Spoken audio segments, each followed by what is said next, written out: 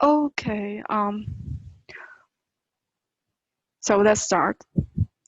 Hello everybody, I'm Mingyue Huang. I'm I'm in America, and now today I'm your host for this collaborative event. Our group called just the discussion group, with Ikuya project. So we are going to talk about Japanese literature, like our title show, Discovering Japanese Literature, Master of Literature in the Changing Times.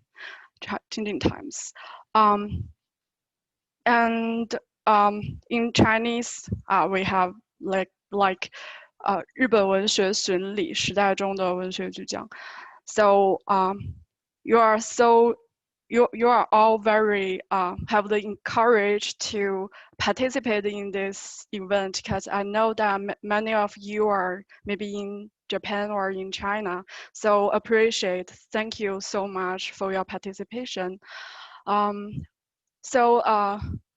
I'm going to introduce our presenter, Ikuya Takahashi, founder of Ikuya Project and the Japanese educator. He facilitates intercultural conversations through Japanese literature and encourages different perspectives in discussion. We also have a panelist today. He's Xingyi. He's PhD student anthropology at Tokyo Metropolitan University. He's working on the Japanese females in the changing times. He will give us a talk about what's the Japanese women's position and identity in the through history. He will help us to open our conversation for almost at the end of our event. Here I'm also want to thank he's not here, but he did a lot of contribution to our event, help us to facilitate the conversation in the WeChat group, and also to post many things, translations and definition for our presentation. And that's Andrew. He will be the note taker for this event and help us to organize this. Thank you so much. So here's our agenda. We will have 40 minutes presentation and about 15 minutes discussion after that. Then we will invite Xingyi to talk about his topic, and then we will have 15 minutes open discussion. So ideally we will roll up after 2 hours, but it depends on if you want to continue, you can just continue your questions and conversations with us. If you have any question, you can just post it in the WeChat box, and we will answer the questions after the presentation. We are also going to do a breakout room in the discussion section. So we will give you the questions through the WeChat group, and maybe we can also post it in our chat box before the breakout room. So in this case, please remember your group numbers. I will repeat it to emphasize this. Please remember your group number and your question in the conversation section. Okay, let's start. So Ikuya, please. I will right. pass the Thank part. you so much for your kind introduction, Mingyue. And first of all, I'd like to thank Mingyue and Adrian, and he's not here, maybe, but Emma for organizing this event and to make it possible. Thank you so much. It's my pleasure to invite you to Japanese literature. And my name is Ikuya Takahashi. I'm based in Tokyo. So I'm now speaking from Japan, okay? All right, so let me just explain today's flow, okay? So, please, maybe I should again maybe do it. Yeah, okay.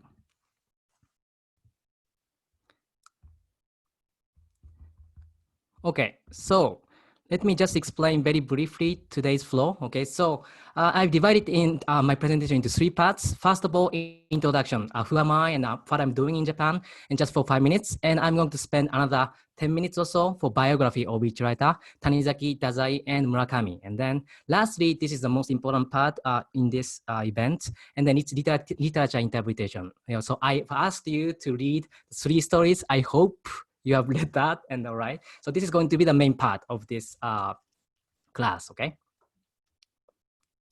All right, just very briefly, okay, about me. Okay, so as Mingyue introduced to me, as Mingyue explained, I'm the founder of IKA. This is online classes. And then what is IKA, right? Maybe some people are from China, so you can see this word, right? So this means the familiar things, okay? So it's really important for people to come to my classes to be exposed to different ideas, to be exposed to different literature, for example. So the main aim of my classes is to get as many different points as possible. So to be able to see the world differently. So this different and then view the world differently, yeah? Good. And then now I've been teaching these kind of classes, Japanese literature classes, since last April, so for about 6 months, right? And then so far, lots of people literally from all over the world have participated in my events and in my classes. And then it's really open to anybody who is interested in Japanese literature, not only literature, but also culture, okay? This is the class of literature, but also this is the Japanese culture introduction class as well. And this is basically conducted mainly, and of course, not mainly, but entirely in English, okay? And so far, 17 nationalities have participated. For example, from Russia, from India, from England, yeah, from Italy, from Greece, okay? It's really very diverse student body. So not only students, but also I learn a lot from different perspectives. I'm been really enjoying that, okay? So. All right, so I've been using the very one book I would like to introduce to you. Maybe some people are interested in Japanese literature, right? So this one is a really great book. It's Oxford book. In this book, there are 36 writers and there are 36 short stories. Every one of the story is short story, not a story, not single story is long one, right? And then this is a chronological order. So I started with Mori Ogai here. I think you may have heard of his name before, maybe, or Soseki Natsume, you can see, right? In the Meiji period, very old writers, right? So these writers, and then latest one, for example, is Banana Yoshimoto. Maybe you may have heard of her name because Murakami and Yoshimoto are internationally read the most, I think. Anyway, so this is a great book. And so far, as you can see on the list, I've been doing about 20 writers already, okay? And then I would like to focus on every writer today, if possible, but today time is very limited. So I like to focus on 3 only, okay? So Tanizaki, Dazai, Murakami. Why did I choose these specific 3 writers? There are 2 reasons, okay? First of all, maybe I should say that Tanizaki, Dazai, and Murakami are the most representative writers of Japanese literature. So through these classes, you can be exposed to the major literature of Japanese literature. And also, secondly, maybe it's important for you to be exposed to cultural or aspects as well, historical backgrounds. So I chose these specific 3 stories to introduce historical backgrounds as well. So vice versa. So if you know cultural backgrounds or historical backgrounds, maybe you will be able to appreciate the works even more. Okay, so I have lots of hidden agenda here. Okay, all right. I hope you will benefit from this class as much as possible. Yeah, and then just very briefly, short notice about this Yasunari Kawabata, this writer, a Nobel Prize laureate.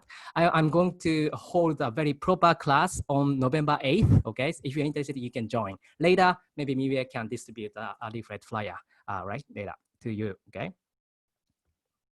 All right. So today, time is limited, so I chose only 3 stories, okay? Ugly by Tanizaki, and then Merry Christmas by Dazai, and then The Elephant Vanishes by Murakami, okay? So as you can see, 1922 is Taisho era. I'm going to explain what this Taisho era represents later, but anyway, these Taisho, Meiji, Showa are the emperor's name, so imperial eras, right? So through Ugly, you can see what the life was like in Taisho era. And also, Merry Christmas, as you can see, was written 2 years after World War II in 1947. So you can really see, you can get a glimpse of what it was like to live after World War II. And then 1985, this Elephant Vanishes was written. So this is almost toward the end of Showa era. So I'd like to explain what Showa represents as well, okay? So for your information, later I'm going to distribute every slide to you. So no worries, okay? Yeah. All right, so from now on, I'm going to spend 10 minutes or so for biography to explain what kind of life they led, okay? So first of all, Tanizaki, okay? All right, maybe you may have heard of Tanizaki's name. I think Tanizaki's name is really big internationally. When I was living in Paris, for example, I heard a lot about his name, okay? He's really popular, I think, and he's a big name, right? So he was born into a very well-to-do merchant class family in 1886, okay? And then he attended the Tokyo First Middle School. I think I should explain a little bit about high school, okay? Middle schools here means high schools. But in those days, how many high schools were there in Japan? Can you guess? There were only 8 schools, 8 high schools, 8 middle schools. That means how many people could afford to go to or could go to these high schools? Can you guess? Now almost everybody can go to high school, right? But only 1%, okay? So first means here is Tokyo, okay? Tokyo-based high school, right? And then, for example, third school is Kyoto school, right? So being able to go to this middle school really means that they are the elites, okay? And then it was the most competitive. I think in China, it's really competitive to enter university, right? But still, in those days, it was really the most competitive ones to enter this high school, right? So students learned French and even Latin there, okay, very elite. And then usually after going to this middle school, they can automatically go to the best university in Japan still now, Tokyo University. In those days, it was called Tokyo Imperial University, okay? So he really followed that typical trajectory. And then he studied Japanese literature at Tokyo Imperial University, very authentic one, right? And then I should mention 2 years here, okay? In 1922 and 1923, okay? 1922, why I chose this year? Because he started living in Yokohama. Maybe if you have come to Japan, you know what Yokohama is like, but Yokohama was one of the first ports to open to the outside world. So you can see, you can experience lots of foreign atmosphere, lots of Western style shops and restaurants here. So anyway, so if you read the story for today, Aguri, actually, that was written exactly in 1922. And there are lots of descriptions about Yokohama. How he could depict Yokohama in such a detail is maybe reflected on this fact that he was living exactly in Yokohama in those days, yeah? And then I have to say that another year which is important for Tanizaki in 1923. 1923, a very big earthquake hit Tokyo. It's called the Great Kanto Earthquake, okay? So he was living in Kanto area where Tokyo is located. So he suffered a lot. So he was really afraid of suffering from another big earthquake. So he decided to go to Kyoto to, in a way, flee earthquakes, right? And then this is very important for you to remember, but usually Tanizaki always says that pre-Kyoto era and post-Kyoto era, okay? He always prefers the works he wrote during post-Kyoto era, okay? So the most representative work I would like to introduce soon, the Makioka Sisters, was written during the post-Kyoto era, okay? All right. And then I have to mention, of course, he was a superb writer, but also he played a significant role as a translator, as you can see here, okay?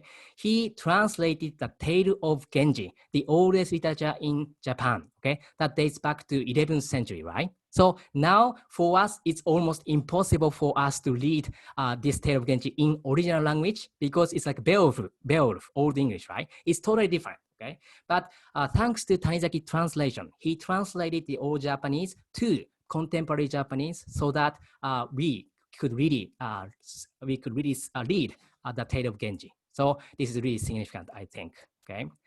And then I'm sure that he was living in Kyoto when he translated the tale of Genji. And of course, the tale of Genji unfolds, right, itself in Kyoto. So I'm sure he was inspired a lot by living in Kyoto, right? That really played a significant role in making a good translation as well, I think, okay? All right, so from now on, I would like to talk about themes he tackled in his life and 3 major works. Today, I would like to focus on just 3. He wrote many, but today time is limited, okay? So, all right, so first work I'd like to introduce is Naomi, okay? All right. Naomi is actually, if you read the story Aguri for today, Aguri is the original story for Naomi, okay? Maybe this is really a famous work internationally. It reminds us of Lolita by Nabokov. It's a very similar story.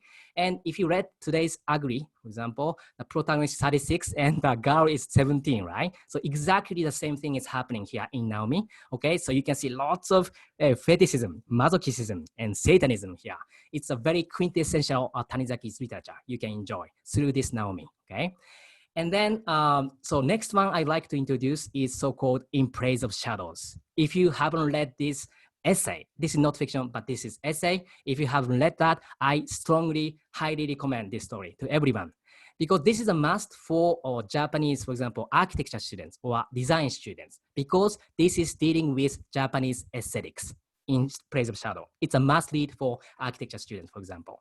And in this essay, he always compares Japan with the West and aesthetics as well, okay? He deals with aesthetics. So just very simply put, okay, in the West, usually the beauty is glittering gold, right? Very decorative, I should say. But in Japan, it's not like that. Beauty is, if you have shadow, you have to have some kind of darkness there to appreciate the beauty, okay? That could be fascinating to you if you're interested in Japanese aesthetics, yeah? All right, last work I'd like to introduce is the most representative work of Tanizaki, so-called the Makioka Sisters. Please be careful because Japanese title and the English title are quite different. Naomi is Chijin no Ai, for example. Maybe you can read Chinese character. And Makioka Sister is Sasameyuki, it's snow, right? Anyway, it's really different. Be careful, okay? And then this Makioka Sisters was written during the post-Kyoto era, right? And then you can really enjoy the modernism here. There are lots of so-called modern girls appearing in this story, and they enjoy cafes and then dance halls and everything. You can really enjoy this specific genre of modernism, especially in Kansai area and also specifically Hanshin area, okay? So it's really nice. And then this was adapted into a film by Mizoguchi Kenji, very famous film director. Cinematography of Mizoguchi is fantastic. If you are if you like really films, I recommend that as well. All right. Okay. So now I'd like to go on to Dazai, okay? Can you see? Yeah. Okay, so you can see his melancholic face here. I think in China he's quite famous, right? He's well known, I think. Anyway, so Dazai Osamu, yes. I think some of you remember his life by his dramatic last of his life, committing suicide. But anyway, let me introduce his life, okay? He was born in Aomori Prefecture, okay? This is very important to remember because he was not born in Tokyo. Aomori Prefecture is the northernmost prefecture in the main island of Japan called Honshu. So this is a really countryside. He was born into a very wealthy family and he was the 10th child, okay? And then it's, I think, worth mentioning that his father was a very wealthy landowner and even a member of House of Peers. So I should say that he was born into a very aristocratic family, okay? And then how many times did he try to commit suicide? Can you guess in his life in total? 3, 5? Okay, good. Okay, 5 times. Okay, so he succeeded in the 5th time. Yeah. Anyway, so he first attempted suicide in 1929, even when he was 20 years old only. Yeah.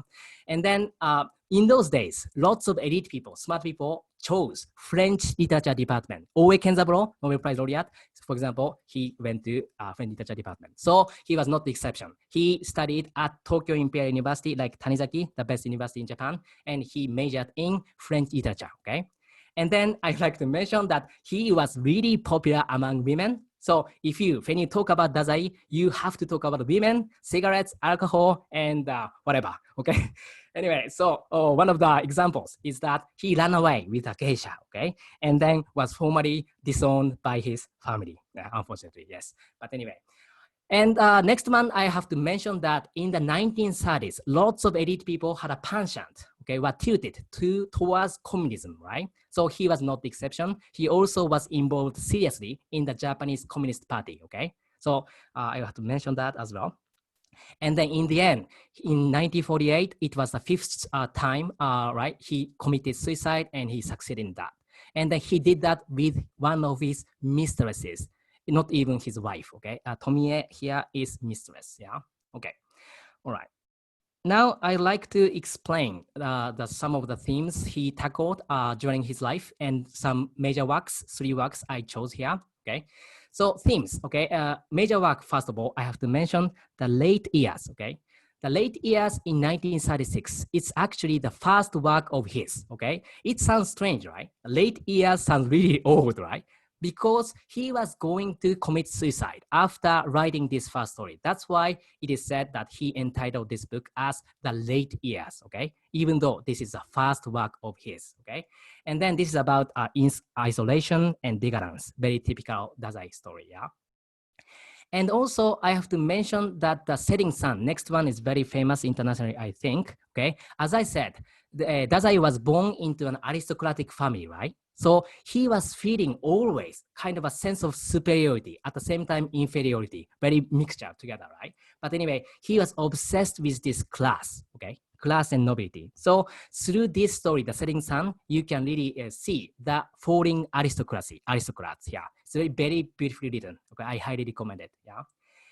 And next one I would like to introduce is No Longer Human. I think I heard that in China, this is the most famous one.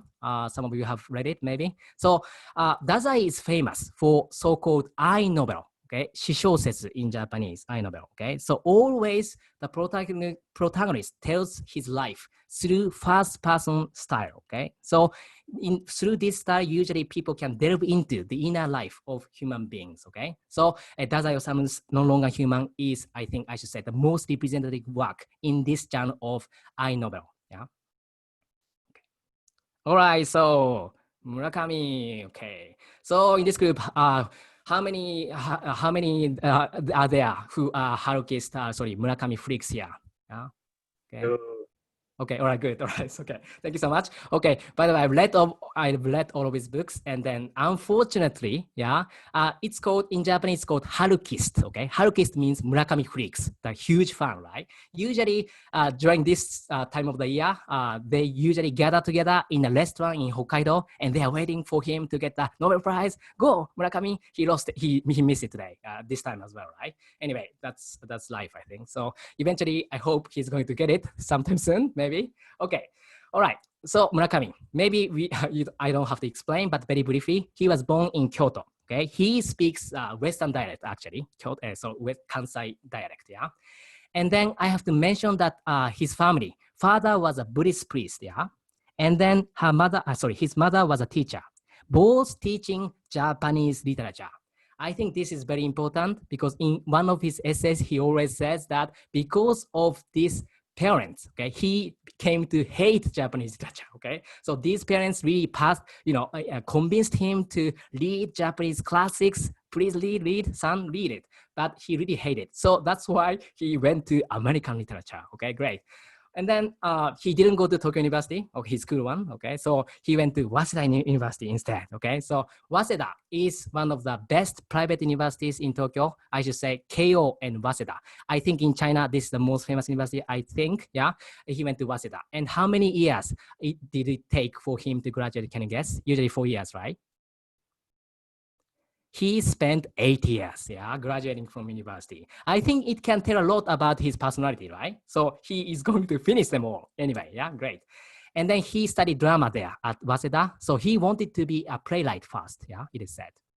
And then, so he's always saying that he was leading some kind of somewhat radical life when he was a student. First of all, he got married with his wife while he was a student. And also while he was a student, he opened a jazz bar, So if you are familiar with Murakami's works, always lots of jazz music, right? He's so knowledgeable about music, right? He even owned the bar, right?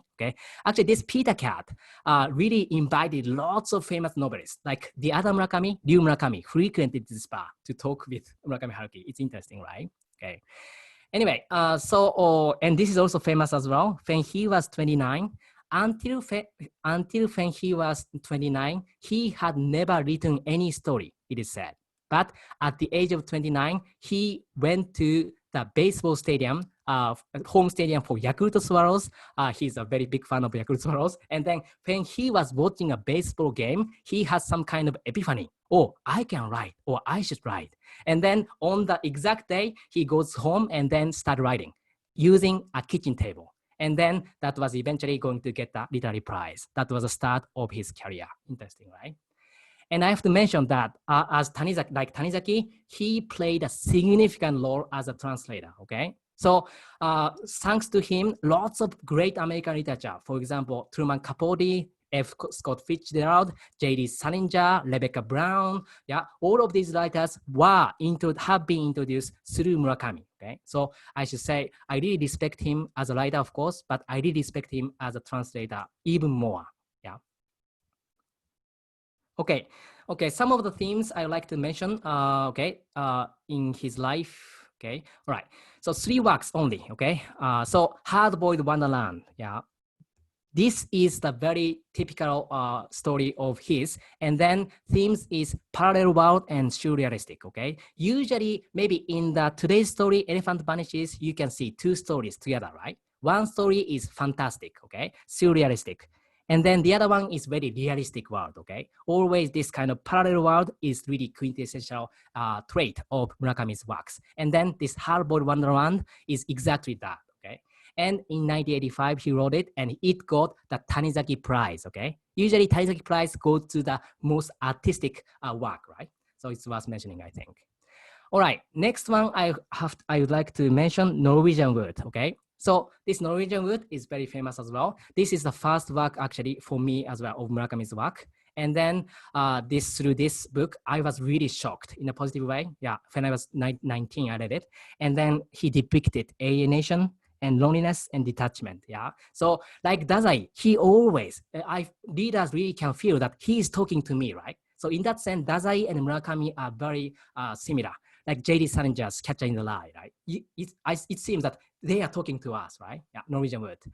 And then next one, I personally like this the most among the Murakami works, so-called Wind Up Bird Chronicle, And then he was obsessed with a specific war, Manchuria War. Some people are from China, so there were war crimes there in Manchukuo. Always he depicts that, and especially in this work specifically, he depicts the story incident a lot in detail, right? So it is said it is partly attributed to the fact that his father went to war in China. So it is partly because of that. It is said, So you can see that, and this is not fiction, but at last I have to mention this is very important work of his, so-called Underground, Maybe some of you have remembered it, but there were 2 very important events or incidents happened in 1995. One was earthquake, Kobe earthquake, and the other one is Aum Shinrikyo gas attack, Aum Shinrikyo is a cult, So they attacked major stations in the center of Tokyo, And then Murakami was totally devastated by that. And then he decided to have interviews with victims, So Underground is a collection of the interview of victims, And then it is said that Truman Capote, for example, he wrote In Cold Blood, it's nonfiction, right? So he really wanted to emulate him, maybe, Okay. So that is the almost half part, okay, halfway. Okay, from now on, I would like to talk about the stories you read today, right? 3 stories, okay, one by one, okay? First of all, I would like to introduce the historical background and summary. If you haven't read the story, it's okay. I would like to briefly summarize the story at the first. And then later, I would like to tackle the literature interpretation, right? Okay, so first of all, Tanizaki, okay? So Aguri, yeah. So it was written in 1922. So he was living in Yokohama, right? As I said. And then to appreciate or to understand this work better, I think it's important for you to remember these eras specifically: Meiji era, Taisho era, and Showa era. And as I said, this story itself was written in Taisho era. So what do these eras represent? What kind of era were like, right? So I should say Meiji. Please remember, this is very important, okay? So before Meiji, there was Edo period, okay? Japan was closed to the outside world. Only Holland was allowed to trade with Japan. And also there were 2 important things about Edo. One, there was a class system, okay? And then the other one is feudal system, okay? Those things were abolished in Meiji era. So there's no class system, no feudal system, yeah? And then for me, if I had to put this Meiji era in one word, westernization, okay? So Meiji is the emperor's name. So Emperor Meiji is considered the father of Japanese modernization, okay? So Japan rapidly westernized itself during Meiji era. And then Taisho is after that. So Taisho era for me is the culmination of westernization, which means Taisho democracy. There's a very famous phrase in Japan, Taisho democracy. So what does it mean? Okay, so in 1925, symbolically, the rights for voting were given to normal men. Sorry, but we had to wait for 1945 to come for women to have that rights. But anyway, so those rights were given to normal men in 1925. So this is like a Taisho democracy, okay? Culmination of westernization, I should say, yeah? So Aguri was written during that era. And then Showa era, very briefly, okay? So this is, of course, 2 things I chose. Ultranationalism, yeah? That led to World War II, yeah? And then in 1970s and 1980s, people really enjoyed high economic growth, okay? So I chose 2 things specifically for Showa. All right, so please focus on Meiji and Taisho specifically to understand this Aguri even more, right? Okay, from now on, I would like to summarize the story very briefly, okay? So there are lots of masochism and sadism here, right? Okay, characters, Okada, protagonist is 36, okay? And then Aguri, okay, is a 17-year-old girl, okay? So they are in a very special relationship, okay? They are not in love with each other, yeah? Anyway, so basically, so Okada is going to buy Western clothes for Aguri. This is a story, okay? So now the story starts with them being in Shimbashi in Tokyo area, and then they are now moving to Yokohama. As I explained, Yokohama, there are lots of Western clothes stores and everything, right? In those days, yeah? And then Okada really wanted to decorate this Aguri and by buying lots of clothes or accessories to her. And then it's noticeable that it's worth mentioning that Aguri had never ever worn Western style clothes. She always wore a kimono, right? So this is the first time for her to be dressed in Western clothes. And then on the way to Yokohama, Okada suffers a lot from lots of hallucinations, okay? Yeah, delirium. And one of the hallucinations I have to mention is he really sees his late mother and wife Osaki and his 4-year daughter appearing, right? What does that mean? And also in another delirium, he sees himself being like a baby, okay? Even dead. So what does that really mean? Yeah? So this is basically the plot of the story. And from now on, I like to talk about the interpretation, yeah? Okay, all right. So can you see? Yeah, okay, all right. So, of course, literature is so complex. So I really cannot say this writer wanted to convey this through this story. It's really too straightforward. But for today's event's sake, this is my interpretation. Of course, it's open to lots of different interpretations. This is my interpretation, yeah? So my thesis, yeah? I think main theme of this story is Tanizaki, I think, wanted to convey the suffering and dilemma people felt towards westernization and shallowness of its Japanese version, okay? I think, as I said, in the Meiji era, westernization started, and then in Taisho era, life was radically changing, right? So the westernization was happening in full swing, right? And then people had some kind of dilemma Of course, they had longing towards Westernization, and at the same time, they felt Japanese culture being hot as well. So this kind of dilemma is there. And also maybe Tanizaki was seeing the shallowness of Japanese Westernization, okay? So I'd like to support, okay, this thesis by 3 evidence, okay, as follows, okay? First of all, hallucinations, okay? As I said, Okada suffers a lot from delirium and hallucinations on the way to Yokohama, right? One of them is to see his late mother and his wife and his 4-year daughter. What does that really represent? To me, they represent old Japanese culture, old Japanese tradition, okay? So Okada really, however hard he tries to free this Japanese tradition, however hard he tries to run away from Japanese culture, this haunts him, okay? And another delirium shows that he finds himself being like a baby and even dead. What does that signify? I think it means that in front of Westernization, he doesn't know what to do, okay? So he's really helpless. So he becomes like a baby, okay? So that tells a lot. You can read a lot from hallucinations, I think, yeah? And then second point I'd like to mention is female aspects dominated by male elements, yeah? Okay, so if you read the story very carefully, at the very beginning of the story, you can see Okada praising his body, okay? So it's very narcissistic, right? But I just read a quote. It was from the waist down that his body had seemed most feminine. He remembered often standing before a mirror, entranced by his own reflection, okay? So he really liked his body, right? He was looking at his mirror on how beautiful my body is. But actually, by encountering this ugly, gradually he becomes thinner and thinner, like bone. What does that mean?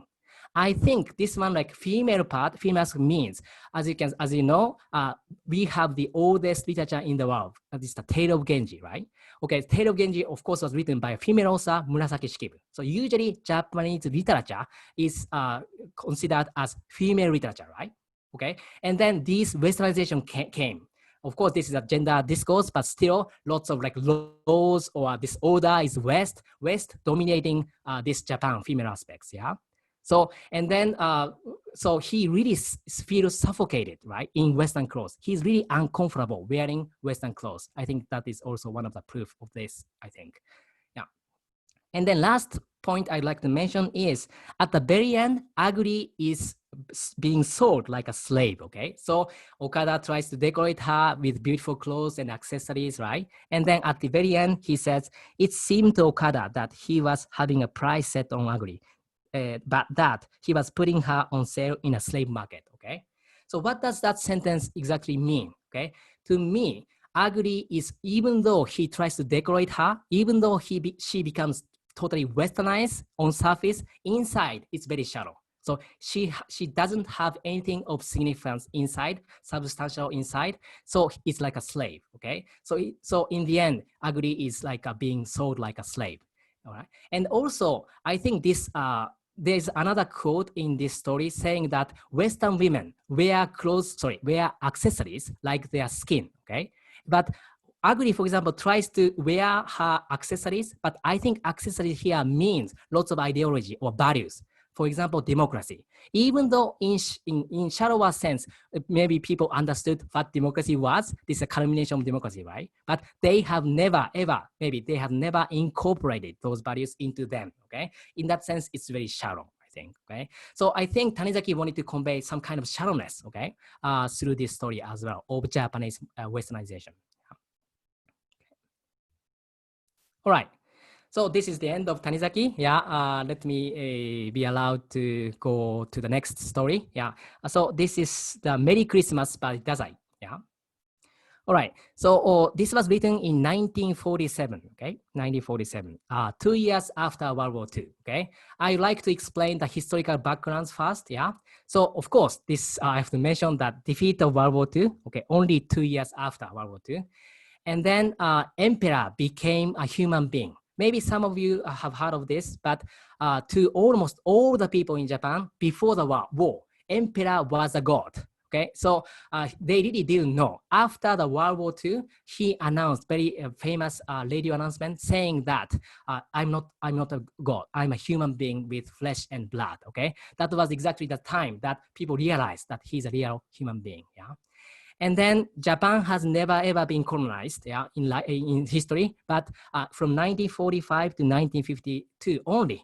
During these 7 years, we were under occupation of American forces, okay? So please notice that this story itself, 1947, was written during this era. So in that sense, this is very important to understand what life was like in those days, maybe, okay? And a very famous picture of General MacArthur, yeah, being together with Showa Emperor, yeah? And then he really looks taller than him, and then it's a little bit arrogant, this very picture, right? Symbolic picture. Maybe some of you have seen it. All right, so that kind of era. And then just briefly, I'd like to summarize the story, okay? So protagonist is Kasai, okay? Kasai. When you hear Kasai, I think this is most probably Dazai, right? Dazai Kasai, and there are rhymes here, right? And then Dazai actually uses this Kasai's name in other stories as well. So as I said, Dazai is famous for autobiographical style, right? I novel. So most probably this Kasai is the protagonist, yeah?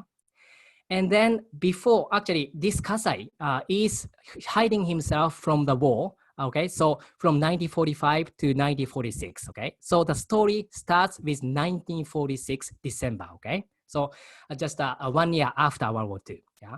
And then he comes back to Tokyo after fleeing Tokyo to Aomori Prefecture. By the way, Aomori is the birthplace of Dazai. It's another proof that Kasai is Dazai, yeah? And then before World War II, there was one woman Kasai was in good terms with. This is Shizueko's mother, okay? So Dazai was very popular among women, right? He had lots of girlfriends there as well. So she's one of them, yeah? And then, so Shizueko's mother actually, and then when he came back to Tokyo, when he comes back to Tokyo, he bumps into Shizueko, okay? This is Shizueko's mother's daughter, okay? And then it turns out that Shizueko's mother died during World War II, okay? And then because of her death, to be in mourn of her death, he decides to take this Shizueko to very famous, very expensive eel's place, okay? Unagi, eel is very expensive food, right? So because eel was a favorite food for Shizueko's mother, okay? So he tries to treat her, okay? And then he goes to the store of eel, and then he finds one drunken man at Unagi restaurant. This is a very important character, okay? So this is basically it. And then this drunken man said, "Hello, Merry Christmas" to GI, American forces, okay? What does that mean, okay? So from now on, I like to talk about the main themes, yeah, interpretation. Okay. All right, so maybe Dazai probably wanted to convey the fact that Japan, Tokyo never changes, even after the devastating defeat of World War II, okay? So I think these last two sentences, Tokyo is still the same, it hasn't changed a bit, is really symbolic, I think. But I think it really reflects Dazai's life. Dazai himself was hiding himself with his family from 1945 to 1946 in Aomori, actually. So this really reflects his real life, right? Okay, so now first point I would like to mention is meaning of "Hello, Merry Christmas," okay? This drunken man says to the American force, okay, casually, "Hello, Merry Christmas," okay? Original Japanese, if I face forward to the pronunciation, "Hello, Merry Christmas," okay? So what does it mean? First of all, he looks really drunk, okay? He sounds really drunk, okay? And then it means that he really doesn't reflect on what happened to Japan, okay? Only 1 year passed after World War II, right? How can you just talk to randomly American soldier like this, okay? That means he really doesn't think seriously about what happened, yeah? And also, I have to mention that Merry Christmas, this story unfolds itself in a random day in December, okay? So this is not even the Christmas Eve, right? Always in the West, you say Merry Christmas on Christmas Eve only, right? So that really shows the ignorance of this person as well. He doesn't know anything about Christianity. Very shallow person, right? Okay. And then number two, meaning of last two sentences. Tokyo is still the same. It hasn't changed a bit, okay? So as I said, Dazai himself was fleeing Tokyo to hide himself, right, in Aomori Prefecture. So after coming back to Tokyo, he realizes that Tokyo is still the same. And then actually December in Japan, in old style, we say shiwasu in Japanese, which means running, okay? Because this is the busiest month of the year, okay? And then before the World War II, very lively street, but even after World War II, he realized Tokyo hadn't changed a bit, always lively, and then drunken man everywhere, like you can see in contemporary Japan as well, yeah? Anyway, so Tokyo never changes, yeah? And then last one, if you read the story very carefully, yeah, so this Kasai protagonist orders 3 pieces of unagi. One for himself, one for Shizueko, the daughter, and one for Shizueko's mother. It's very gentle behavior, right? Gentle act. But although she was not there, she's dead, right? But for her sake, for her memory, he is ordering 3 pieces, right? But that pieces which is supposed to be given to her mother is being cut into 2 pieces at the very end. So what does that mean symbolically? Why Kasai decides to cut that special unagi for her mother into 2 pieces?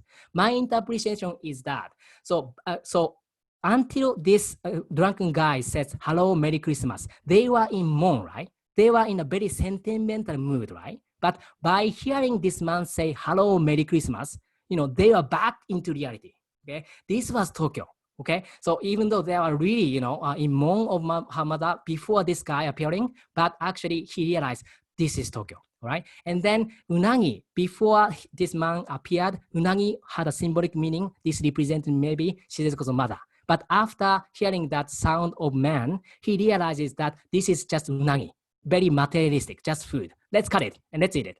And then we have to go with it. Tokyo never changes, then I have to go with it. So this is like a final moment that Dazai and Kasai decides that he will go with Tokyo. Okay, so through this story, I think Dazai wanted to convey Tokyo never changes, Japan never changes, even after World War II. Yeah. All right, last story I like to mention, yeah, okay, is The Elephant Vanishes by Murakami. Yeah. Okay. So Murakami, I have to mention that he was one of the baby boomers. Okay, baby boomers means people who were born between 1947 and to 1949. He was born in 1949. Okay, so these generations are very specific generation, very famous for 2 things. First of all, student movement in the 1960s, always internationally, right? Japan was not exception. And then actually, Waseda University is very politically active university. So he was in the center of it. So you can see a lot of detachment, right? In Norwegian Wood as well. Norwegian Wood and This Elephant Vanishes were written in the almost exact era, right? All right, student movement in the 1960s. And also another one is these generations specifically really enjoyed high economic growth in the 1970s and 80s and bubble economy. It is really symbolic, right? After this one, bubble collapse. And then that led to maybe, partly because of that, maybe Ohm Shinrikyo attacks sarin gas, maybe. I'm not sure, but very symbolic, I think. Okay, so I like to summarize the story very briefly, yeah, for people who haven't read the story yet. Okay, so very simply put, there are 3 important characters here. The keeper, okay? The keeper with the elephant, okay? And then I, and then she, okay? Yeah. So 3 characters I have to mention here, okay? The keeper is called Noboru Watanabe, okay? He's a very enigmatic person, right? He doesn't talk much, right? He's a very small, bony old man, yeah. And then I is working for public relations of a major manufacturer of electronic appliances, right? He is really good at selling products, okay? Yeah, great. And she is the editor of a magazine for young housewives, okay? Yeah. Anyway, so as I said, Murakami is famous for parallel world, right? So you can enjoy the parallel world through this story as well. One story is very, surrealistic, okay? Fantastic. The other one is realistic, right? So surrealistic one is this protagonist I observing the disappearance of the elephant and the man, okay? In a very journalistic way. And as opposed to that, in the reality world, as usual, I and she meet together randomly and they go to hotel lounge and then, okay, they listen to jazz music and then they order daiquiri and scotch and then, okay, and then, they, tell a lot of stories about each other. But actually, when protagonist starts talking about the disappearance of the elephant, their conversation becomes awkward. And then their date, was not successful. But that is not the main theme. Main theme is this surrealistic part. Why does this man and then the keeper, right? Why does the man and the elephant disappear? Okay, this is the main theme. The elephant vanishes. All right. Okay. So I think main theme, yeah. So I think Murakami wanted to convey that disappearance of idealism, yeah, and then hollowness of capitalism that led to detachment. Yeah. Murakami is really famous for his political detachment attitude, right? Okay, so I think it's reflected on his life in the 1960s, yeah, as a Waseda student, but also this one, you can see through the story, you can see the disappearance, vanishing idealism, and then hollowness of capitalism, yeah, that really caused detachment. So I'd like to support that with 2 points. First of all, the emphasis of unity and efficiency. The protagonist, I, always emphasizes unity, unity of design. Unity is everything. That I think unity represents capitalism. Although he can really sell products very well, he feels really inertia inside. He feels really shallowness inside. The more he sells products, the more, or the shallow he feels, okay? The more hollow he feels inside, okay? But he has to go with it because capitalism is embedded system. He has to go with it, yeah? And then number 2 is my interpretation. The old man and the elephant probably mean ideal world or socialism and communism in the 1960s, okay? There are lots of students who devoted their lives to this ideal, the cause, right? Revolution, yeah? And then the last sentence of the story is they will never be coming back. It means they will never, idealism will go away forever. We have to go with capitalism, I think, okay? So I'd like to point out, I'd like to support that by 3 points, okay? So look at this keeper, Watanabe Noboru, 63. He seems very warm, but children never try to approach him. Why, okay? Children never approach him. Why is that? I think children can see through human beings, right? I think, okay, with innocent eyes. If children can find something wrong, something dark, something really evil inside somebody's body or somebody's soul, maybe they will never try to approach them. So that really means, I think Noboru Watanabe, this keeper, had something wrong inside, okay? So this really reflects the fact that maybe lots of student movements going on, and then they were really, asking for revolution. But what was happening really was killing each other in the sect, for example, right? So there was something wrong there. And Murakami himself was disappointed by people who are saying it's important to, aim for ideal world, but actually what they are doing was totally wrong, yeah? And then next point is he seems to be able to communicate with the elephant only. This is very interesting, right? He doesn't talk much with human beings, but he seems to be able to talk to the elephants only. What does that mean, okay?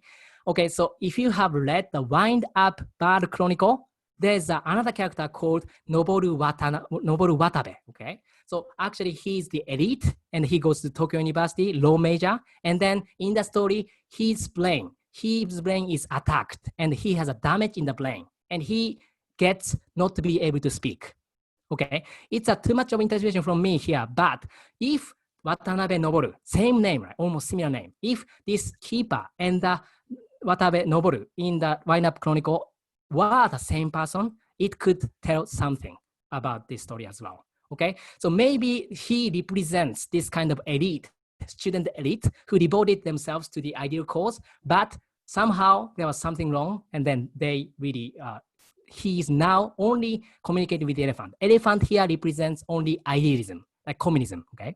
He can only talk with communism here, yeah? And then last one, the balance, right? So the protagonist is observing the elephant, right? He really sees the elephant vanishing with the keeper, right? And then he sees the balancing being twisted gradually, okay? He really doesn't know whether the elephant is becoming smaller or the keeper is becoming bigger, but anyway, their proportion becomes gradually the same. What does that mean? I think for me, so it really shows that people really see the world differently depending on where we are standing. From the communist point of view, we are living in such a capitalist society, very shallow society, right? But from our perspective, maybe what they are doing might be something wrong there. Okay, so I think that this could tell something like that. Yeah. So Murakami probably wanted to convey this vanishing of idealism and hollowness of capitalism. And then eventually that led to detachment. Yeah. All right. So just to wrap up, okay. So today I talked about 3 stories, yeah, Ugly, and Merry Christmas, and The Elephant Vanishes, okay? So hopefully you could really get a glimpse of what the life was like in those days and historical background. And then if you know these cultural backgrounds or historical backgrounds, you can appreciate the works more, right? Right. I really wanted to introduce that to you today. Yeah. And then from now on, you are going to discuss related to these topics, yeah? All right, so I have come up with 3 different questions. Number 1 is related to the Tanizaki story, okay? And then number 2 is related to the Dazai story.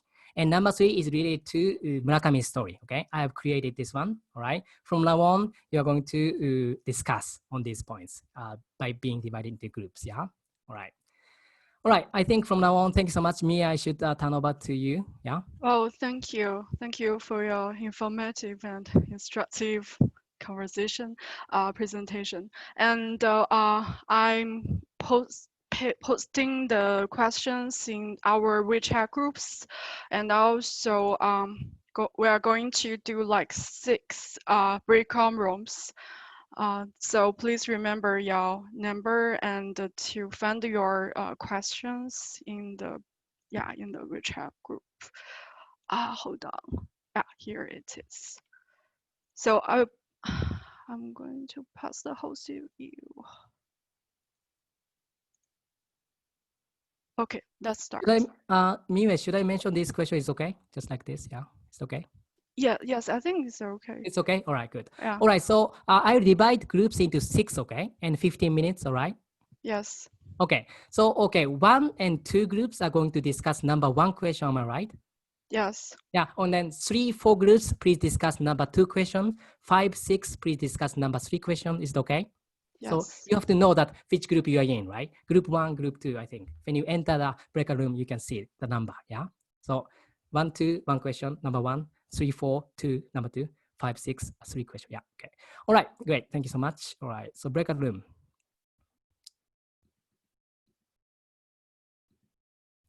Okay.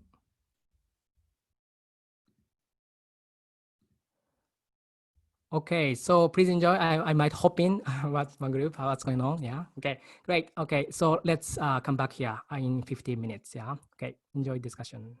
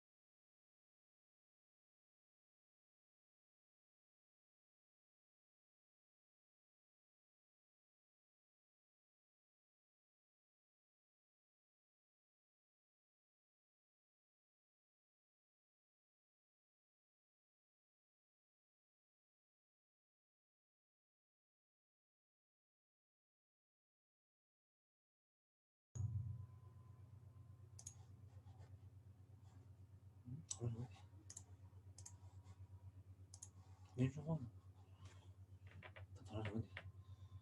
喂，讨论什么呢？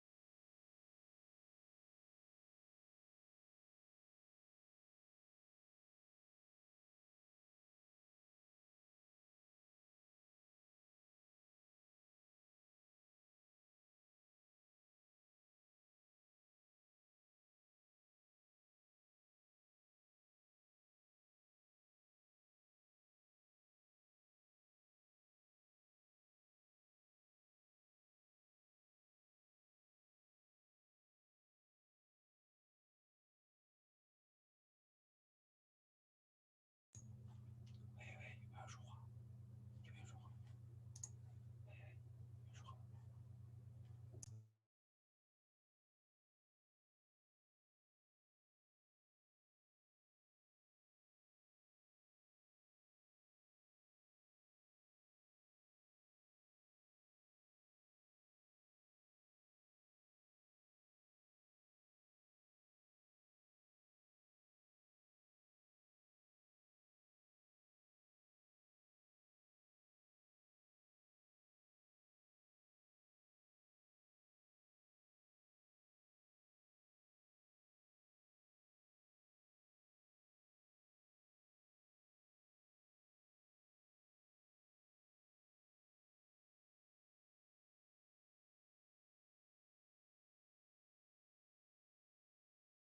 哇，有没有人说话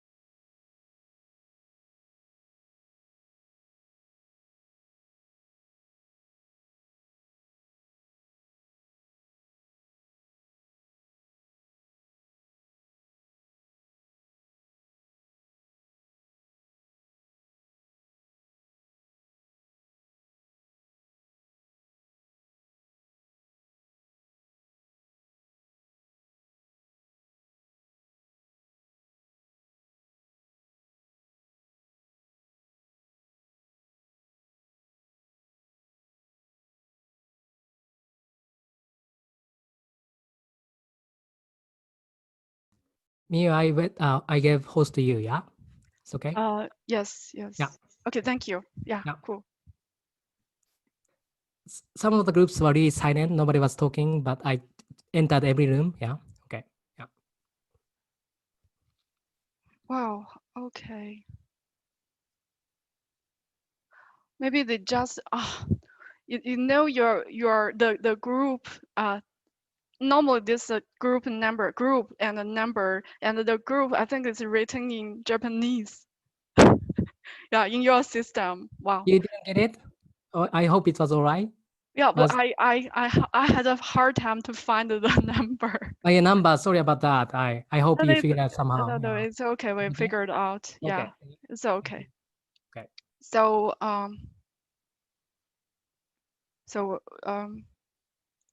you want to organize for the next the discussion or I Maybe don't know. From now on, I will give microphone to you. Maybe you can, I don't know, go proceed with the discussion maybe. Okay, okay.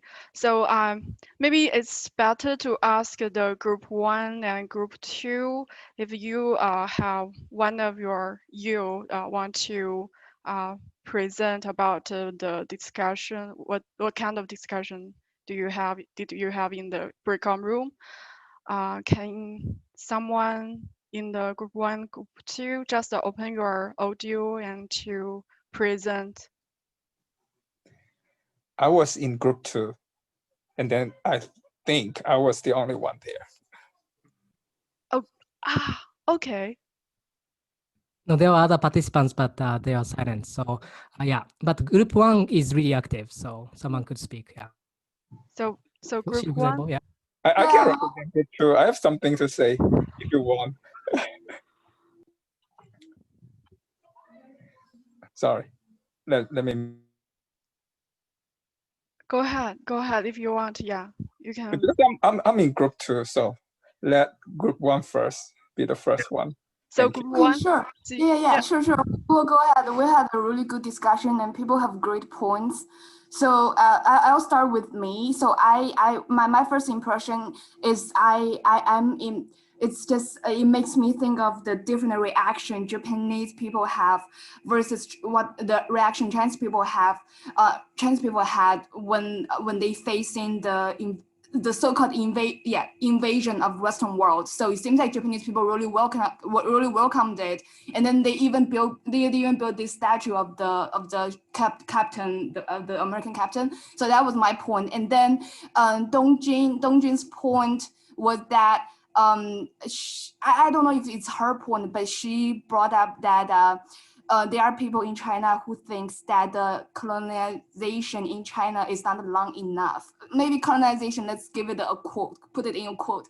So maybe like the colonization should be in China for more than 100 years and can make this country more civilized, or so that's Dongjin's point. And then it's Serenata's, sorry, I have difficult pronounce your name, and then it's Serenata's point, and he thought that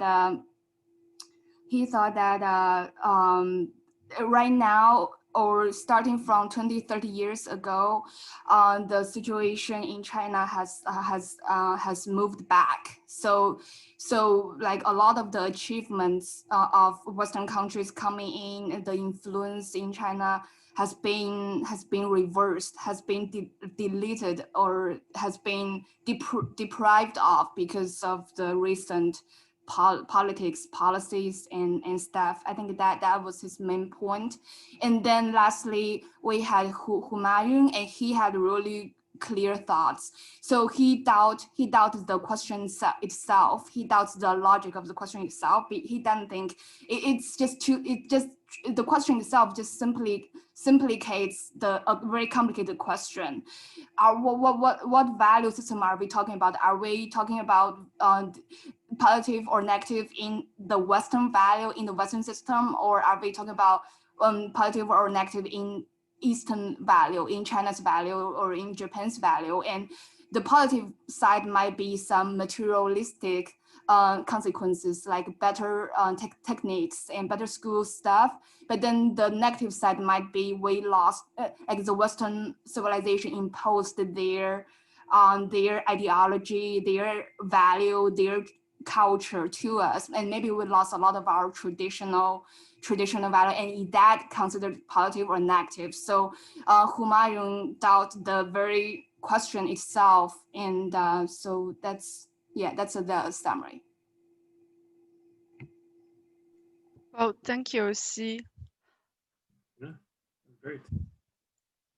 So we can go through the next group.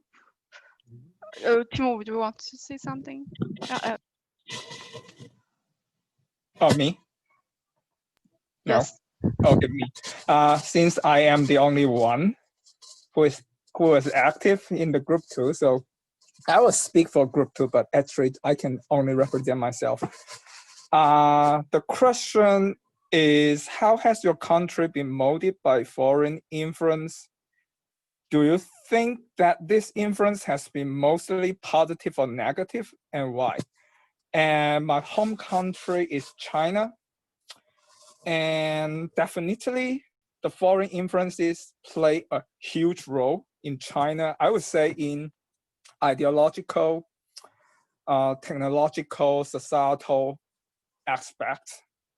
That, for example, you know, the official ideology in China right now is Marxism, and it got introduced in early 20th century because of the movement in Russia and Japan.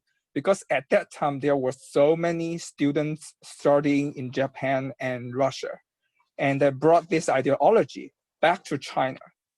And then the second thing is the second thing is like in early 20th century, there was a very popular thought called Pan-Asianism, and the belief that all Asian people should unite together. And probably at the time, because Japan was the most modern industrialized country, all Asian people should be united under the leadership of Japan. And this is like the second impression I had of like foreign influences. And the third one is like probably in the last 40 years, we are living in the era of globalization, and then actually the dominant ideology is neoliberalism. And the neoliberalism plays a huge role in like opening up and modernize like China. And we can see like a lot of examples that we can link to neoliberalism. And this is the three impressions I had of like foreign influences. And probably the first one, the earliest one in the early modern era was the Opium War with the British people, and it occurred in 1850. So I would say the modern history of China was completely, if not like 100%, like molded by foreign influences. Yeah, okay, that's my point. Well, thank you, Tim. So can we go to the second question? Okay. So if you have some like a discussion, we can also talk back to this topic in the open discussion group, right? So so we can move to the second question. So group number 3. Do you have anyone in group number 3 want to talk about?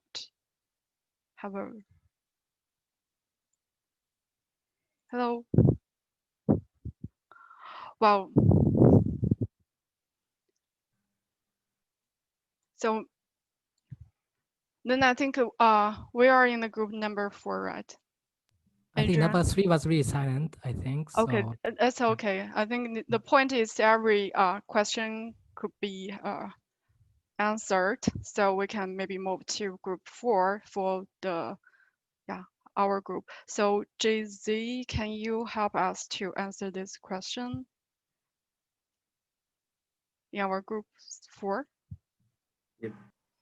I thought you want Tim to talk about our He's already conversation. answered. I'm sorry. So so if you want, Yeah, sure. yeah, thank you. So we were kind of just talking about what are we talking? Oh yeah. So like in order to answer this question is really important, like from which aspect that we're talking about the change in Japan. So if just talk about the society, like for example, the pop culture or the phenomenal conditions in modern Japan, for example, Mingyue, she made a example of like young Japanese people, they start to like drinking bubble tea. And so in terms of this change, is really, it happens like, it can happen overnight since people know that and they can start doing that. But if we are talking about more fundamental change, for example, the mindset of people, like if compare the individualism and the collectivism, if people want to change these kind of perspectives towards these two like ideologies, probably it takes longer. For example, like now the older generations, they probably feel it's hard to accept that individual is more important than the group. But for young generation, it's easy because they probably exposed to more like Western ideologies during their education or life. So if we are talking about this kind of change, it takes longer. But like the other examples, like the pop culture or more phenomena things, then it's shorter to happen. So it's really different stuffs. And if we want to answer this question, we need to know where to start. Thank you. Well, like I had really a superficial understanding on maybe Japanese politics. I have the impression that in terms of the political system, the political power, I have the impression that it still maintains by several big families. Maybe they were several hundreds years ago. They were still the people have the power on it, and the system, the influenced a lot, have been influenced a lot by the feudal system till today. So it's just a superficial understanding on this. Maybe you can have some comments on this if you want, Ikuya, after yeah, all the questions are answered. Thank you.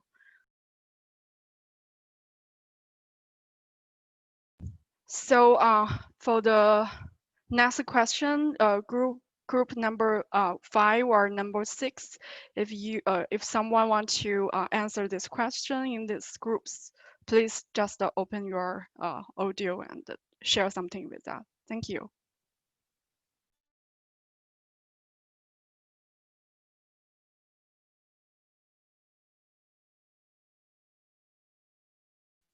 So they are still on silence. They were on silence or not? Hello.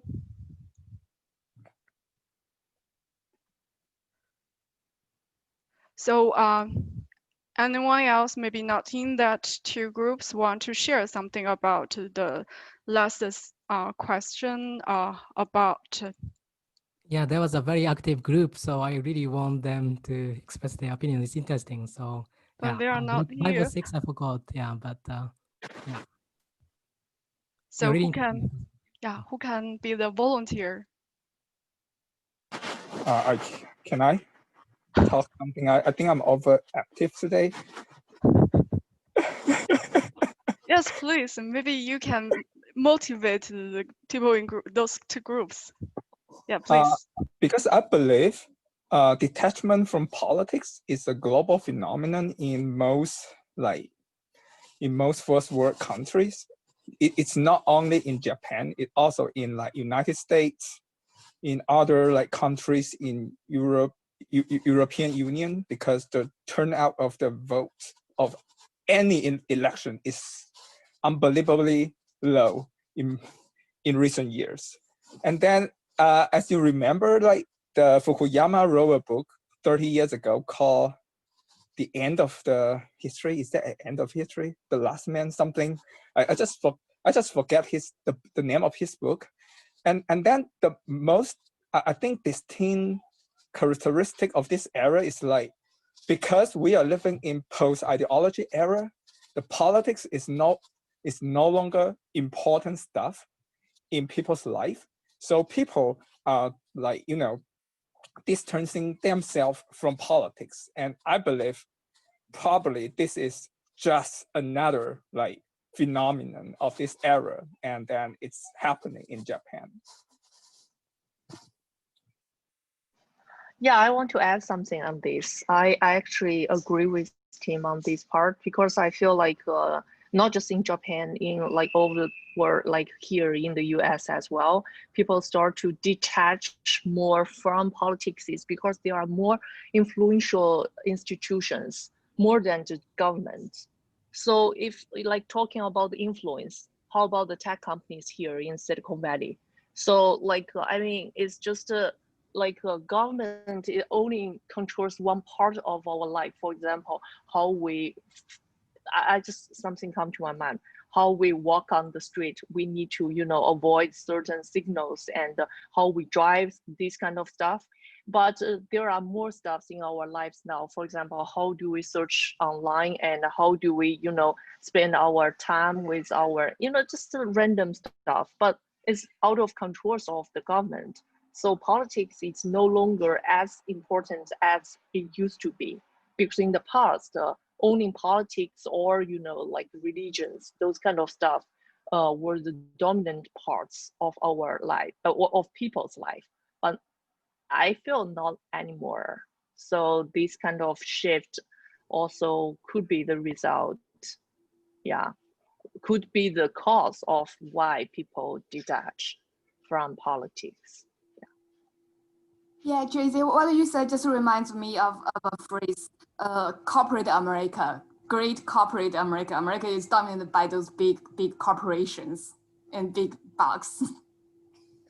Oh, okay, and then I just want to know, like, how do we define politics? Because if we define politics as like a group of people who vote someone as their representatives, and those representatives are discussing, talking, or whatever they are doing in some traditional institutes, like in senates, in like government buildings. And if we define politics in this way, and I would say people are pretty detached from politics. But if we broaden this concept, if we are going to Instagram or we are going to Facebook, we upvote a post. We amplify a voice within a post by upvoting this post. Okay, to other audience. Can we define that as like politics? Because basically we are sharing our opinions, ideas here. And then we are doing it in a like pretty democratic way. So actually in the joint docs, the theory of government, nature stated the peoples in the country can't exercise their own powers and responsibilities. So the government so the government from the 契约，但是use this to created the politics and the government. So and the government should exercise this part of powers and responsibilities. Yeah, Huiko was talking about an agreement or contract reached by the government and its people. So like two equal entities reach a mutual agreement. and then the government should be bound by it. I guess that's what Hiko was referring to, contract, or was that what you were trying to say?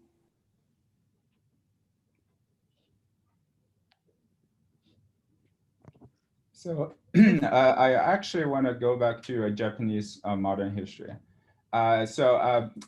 It's my impression, and Ikuya might correct me if I'm wrong, which is that the baby boomers, or the 68 generation, I guess, were really an exception rather than the norm in recent Japanese history in terms of how political or politicized the generation was. Because my impression of the immediate post-war, based on Japanese movies mostly, were like today, salary man living at suburbs, going to work in these big companies in Tokyo, taking the trains, coming back maybe after a few rounds of drinks with the colleagues in Tokyo, and then a wife taken care of in preparing the bath. It's not very political. And also I sort of noticed a remarkable absence of social awareness, and I guess either explicit discussion of political issues or implicit sort of inattention to social issues in based on what I get from Japanese culture, say Japanese movies, Japanese literature. So what I feel is that maybe the 68 generation, it was an exception due to, say, US occupation, due to the global leftist movement, rather than a norm in a contemporary Japanese history. That's my impression. Well, thank you. Thank you, everyone.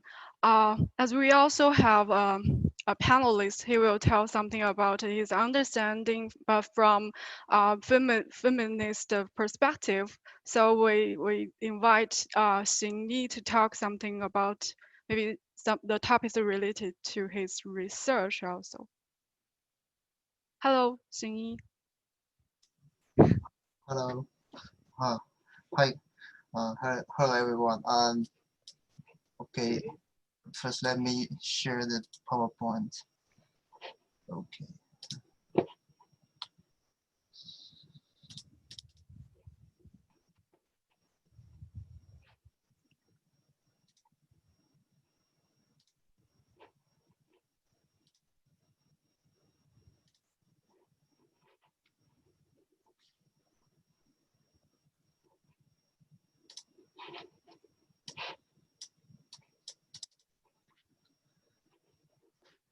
Okay, can everyone see the PowerPoint? Yeah, okay, yes. Thank you.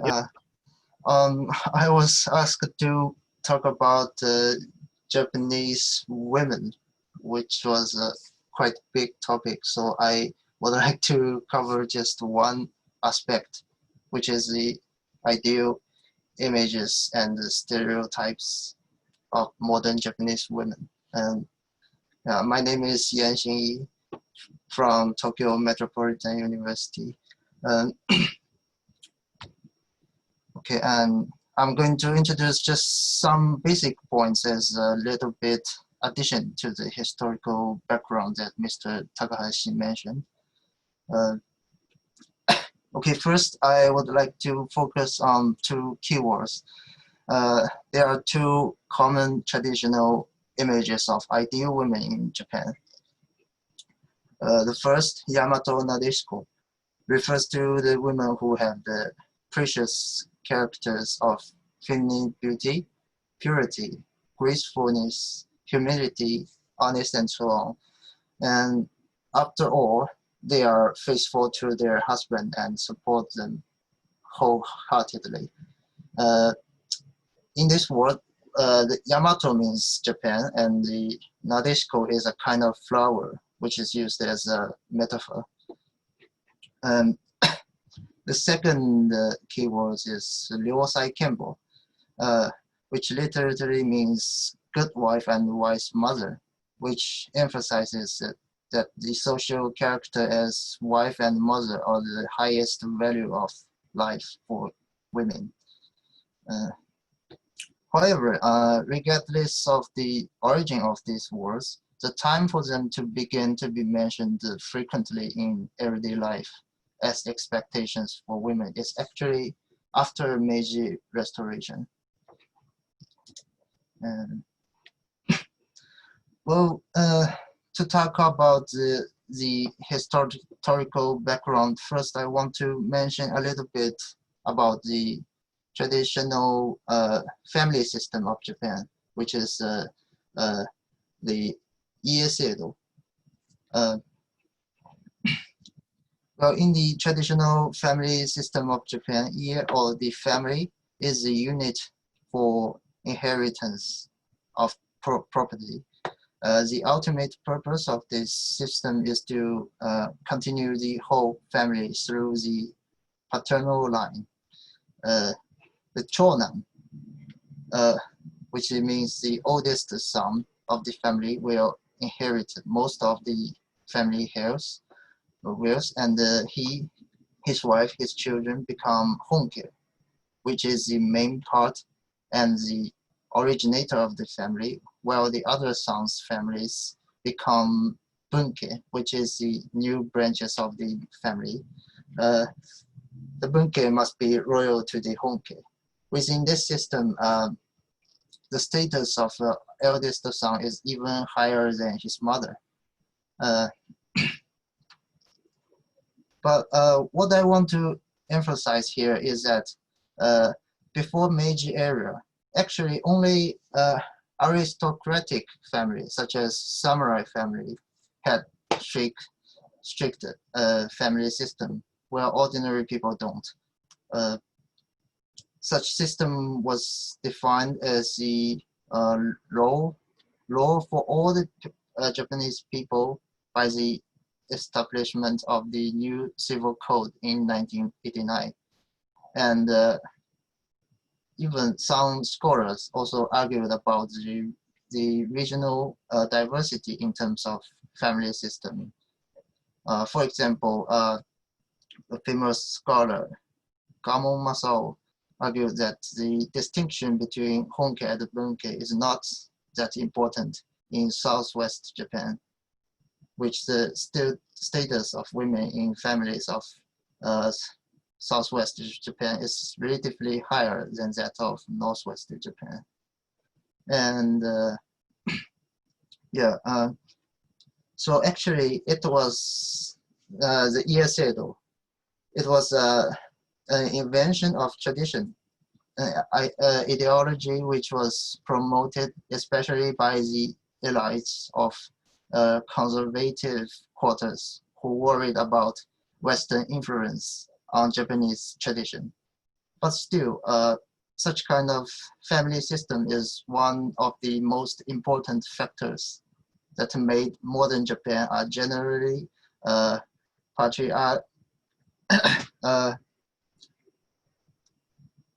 make Japan generally a patriarchal society. Even such kind of family system was blamed for all sorts of evils during the Allied occupation after World War II, and virtually demolished legally in the 1947 Constitution. The impact on Japanese society was so deep that it kept on affecting the minds of Japanese people.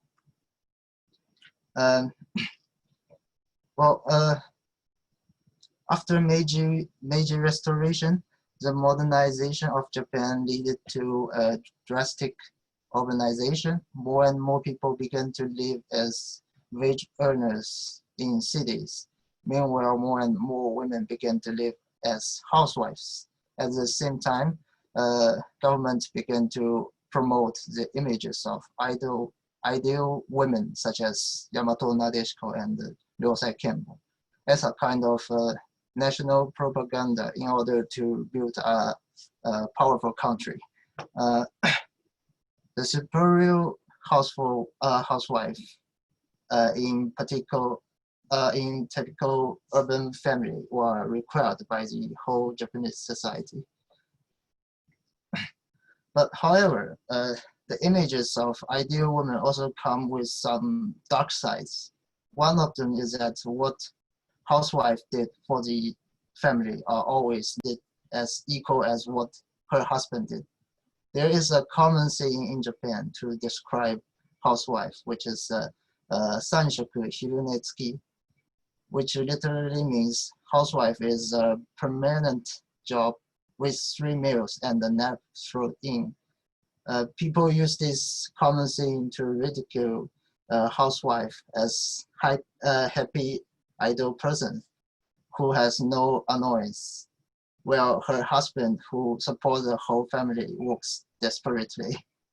Well, such kind of social reality also affects the construction of medical knowledge of psychiatry. In America, a typical depression patient is always supposed to be a mid-aged woman with menopause whose children just left her to build their own family. But on the other hand, in Japan, a typical depression patient is always supposed to be a mid-aged salaryman who works desperately and has the heavy burden of family and the social and society to bear. The famous Japanese concept karoshi was born from such social situations. As a contrast, the distress of housewife in Japan is always neglected by the society. And housewife was never an easy job, and meanwhile, housewife also need to bear other burdens such as the problematic relationship with mother-in-law, children's education, and so on. In America, usually the relationship between mother-in-law and son-in-law is regarded as problematic, while in East Asia societies like Japan and China, usually the relationship between mother-in-law and daughter-in-law is regarded as problematic. As we know as 婆媳关系, housewives in Japan must handle the relationship very carefully because the superficial harmony within interpersonal relationship is highly valued in Japanese society. Housewives have to avoid direct conflict and always need to endure silently. Well, children's education is usually considered as responsibility of mother. There's a concept which used to be famous in Japan, which is bogenbyo, which literally means illness caused by the mother. It is a medical concept created by a Japanese psychiatrist who considers many mental problems of children are caused by their mothers. And also a similar opinion said that the responsibility of mother for children's education and the relationship between mother and the children shaped the Japanese culture. For example, there's a famous book, Amae no Kozo, which is a famous book written by psychoanalyst Doi Takeo.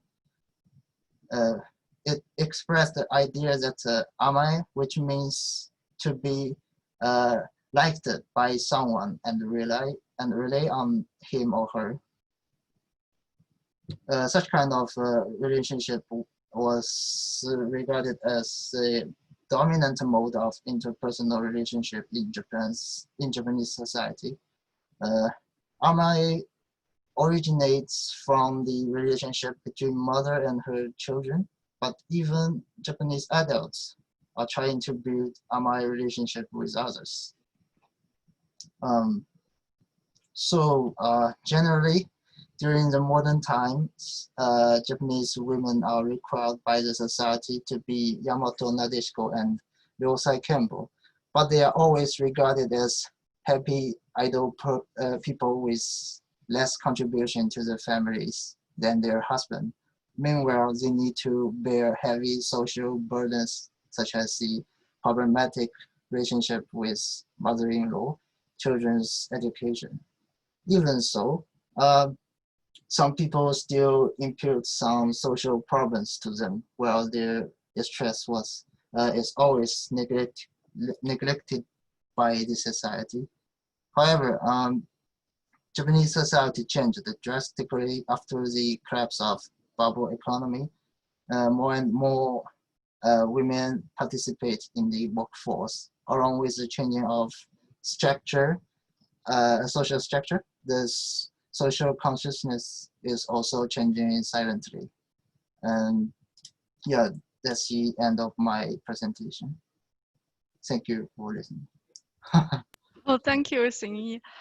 We refer to this because in many works of the three authors we presented today, they have some really detailed descriptions on the women's appearance, women's status, positions in the society, etc. And I have the impression that sometimes they are really incarnation of some symbolical meanings, such as in Aguli, the westernized culture, the westernized inventions,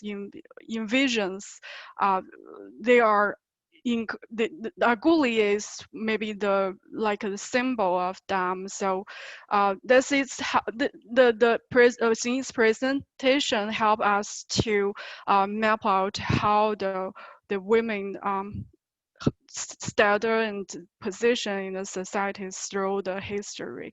Maybe it will be very helpful for our understanding for the Japanese literature. And when we talk about the social problems in Japan, even in China, I think we share many commonness in this point. So if you want, you can just ask some questions related to our overall presentation or discussion section, or if you have some questions on the feminist perspective for Japanese women to Xingyi, I will welcome for your participation. So you can just open your audio and to ask a question directly to our guests. Yes. Yeah, sure, Ikuya. I guess I have a literature question. So you mentioned that, so in the Western world, beauty is regarded as something very bright and like sunshine, like perfect, no flaws. But then in Japan, and I guess, I don't know, I think even in China, like beauty is regarded as you need to have shadows. You need to have, you know, your flaws. You need to be imperfect in order to be regarded as really aesthetically, like really, you know, value. So what causes that? What do you make our view of beauty so different? Oh, that's a very good question. But Tanizaki mentioned that the Japanese aesthetics, he really believes in this, you know, praise of shadows. It's a very famous essay. And he says Japanese aesthetic is really like in shadows or in darkness, you can find beauty, right? As opposed to that Western beauty is really glittering beauty, right?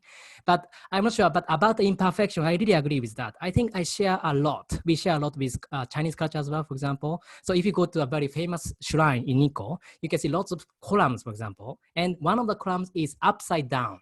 If you complete everything, you know, collapse is going to start from there. Okay, so imperfection, we make it imperfect on purpose. Okay, so that is going to last forever. Okay, I think we are sharing that kind of thing in China. How's going on? I don't know, but maybe, yeah, that kind of concept is there. And always like perfection, there's some kind of negative there. Yeah, it has been always in our mindset, maybe. Yeah, that is because of that. Yeah, and I really was impressed by your comments about the discussion about foreign influence. And I'd like to answer one of your points you pointed out. You said, like in China, for example, colonizers are still colonizers, okay?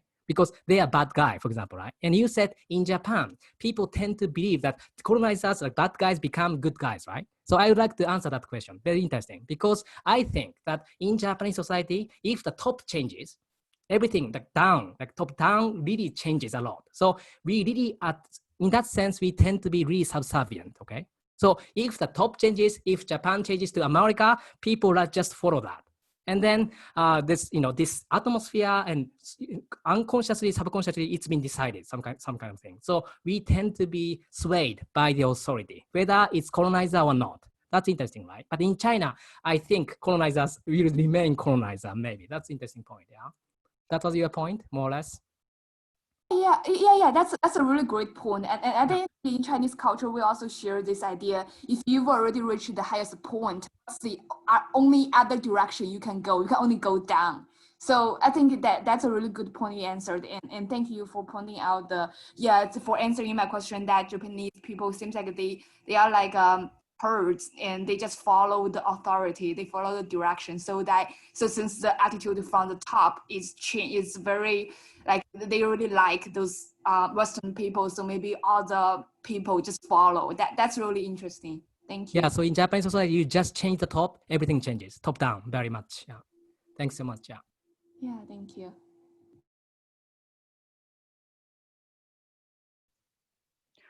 Well, coming back to my previous questions, do you think the Japanese politics system have profound difference from the in terms of the politics structure or the social structure?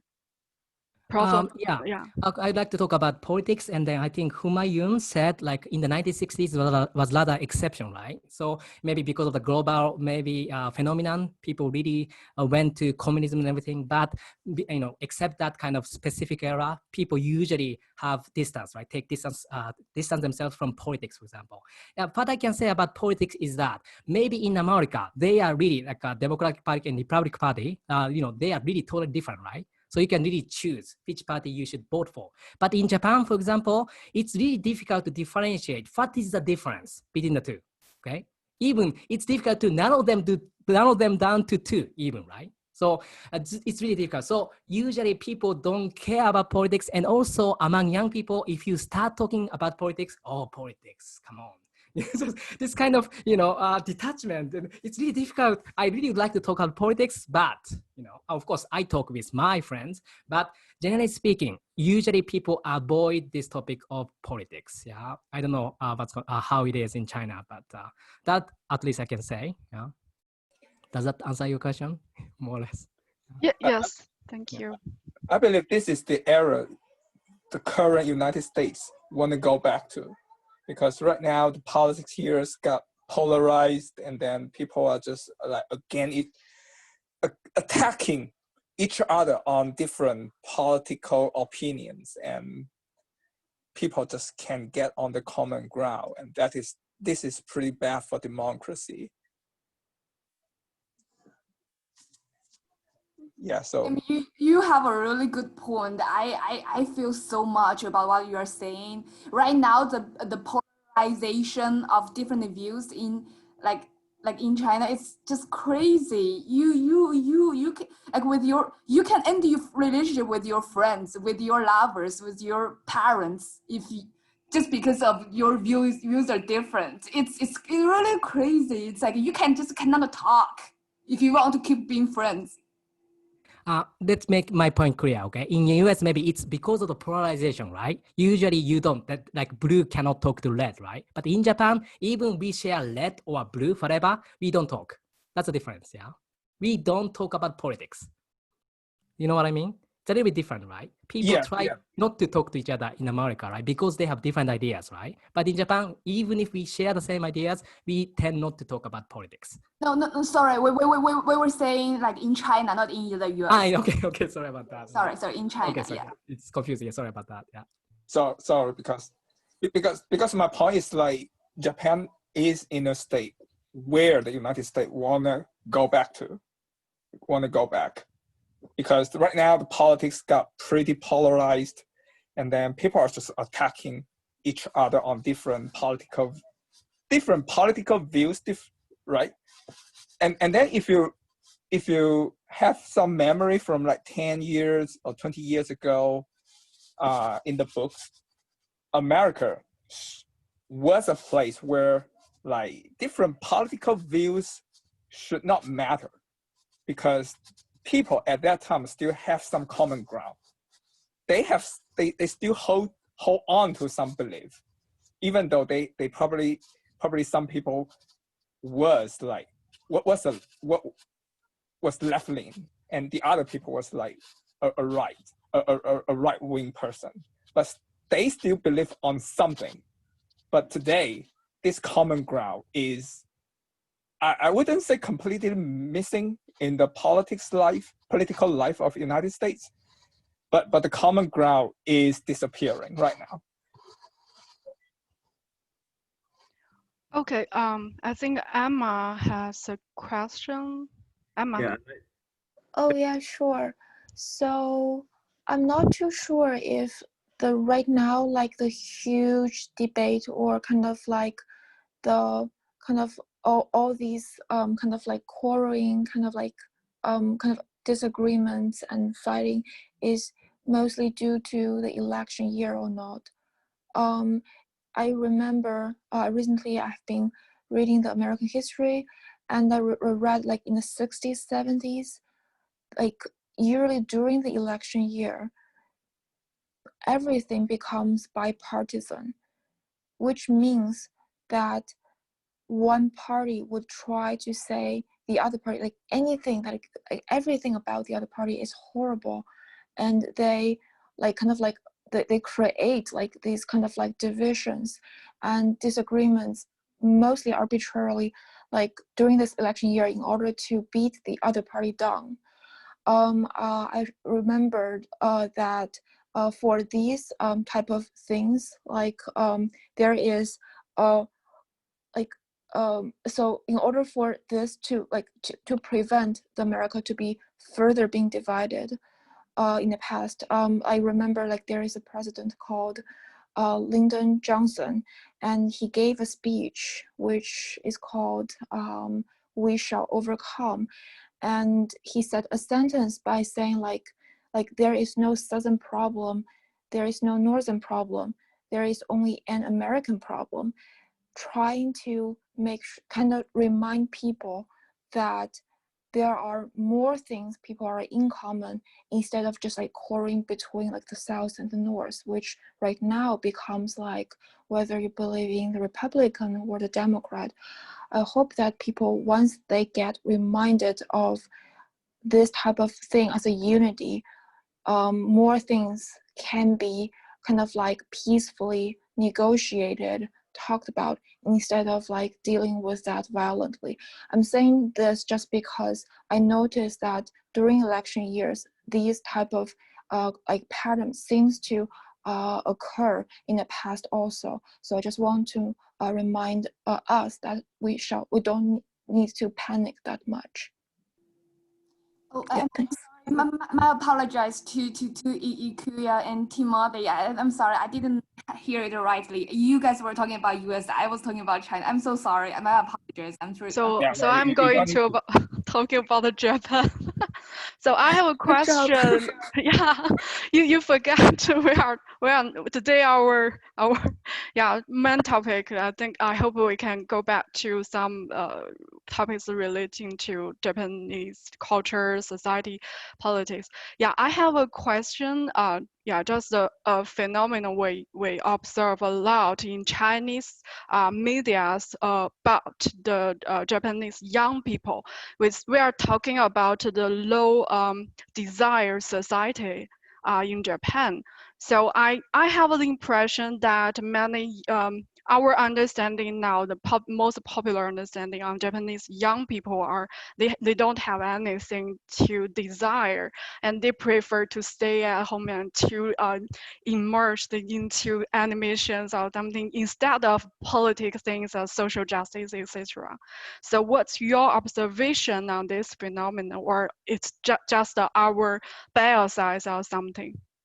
No, I agree. I totally agree with that. So let's talk about the baby boomers like Murakami, who were born in 1949. Those people, my parent generation, for example, right? So my father is exactly the same age of Murakami, right? So, for example, during their age, okay, the economy was booming, right? So tomorrow is better day, much better day, right? So they really could have hope in the future, right? So of course, to buy a car, to buy a house was a really good thing, right?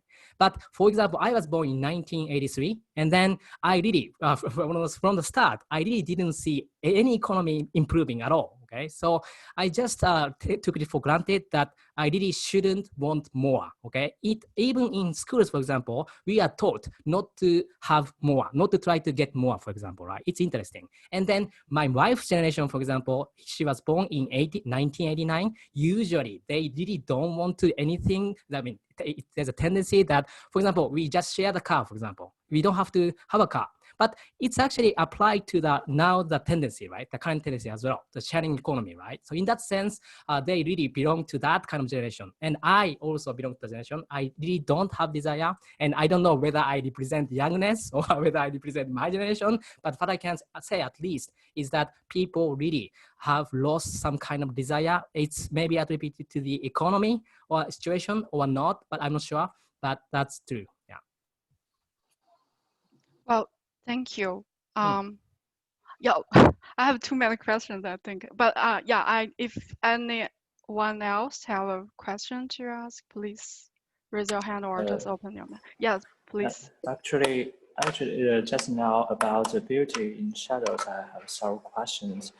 The females in the Tale of Genji, it is not a complete perfect female, and in the Kokoro, it's described as in the side, and in the Yukiguni, it's described the females in shadow.